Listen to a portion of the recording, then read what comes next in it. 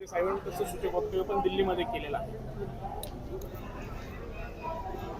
नाशिक, परभणी, संभाजीनगर फिरून फिरून तेच उत्तर येतं की वरिष्ठ बसतील आणि त्याच्यावरती जे आहे ते चर्चा करतील. छत्रपती संभाजीनगरच्या कार्यकर्त्यांनी आणि वरिष्ठ पदाधिकाऱ्यांनी भाजपकडे मागणी केली आहे. कुठल्याही परिस्थितीत ही जागा यावेळेला शिवसेनेला देऊ नका अशी मागणी त्या ठिकाणी होती आहे.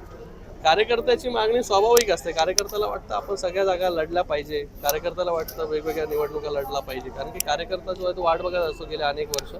पण महायुतीचं सरकार आहे आणि ह्या सगळ्या निवडणुका ज्या आहेत त्या महायुतीमध्ये लढल्या आता जातात. आपल्या कार्यकर्त्यांची काय मागणी, आपण जी चर्चा करतात जिल्ह्यामध्ये मी नाशिकमध्ये तुम्हाला ते सांगितलं ना, कार्यकर्त्याची मागणी स्वाभाविक असते. प्रत्येक कार्यकर्त्याला त्याचा पक्ष मोठा झाला पाहिजे, त्याच्या पक्षाचा आमदार अजून एक वाढला पाहिजे, हे प्रत्येक कार्यकर्त्याची भावना असते. पण महायुतीमध्ये असल्यामुळे आपण महायुती म्हणून कशा प्रकारे एकत्र येऊन लढू शकतो याच्यावरती जास्त भर जो आहे तो सगळ्या नेत्यांचा असतो.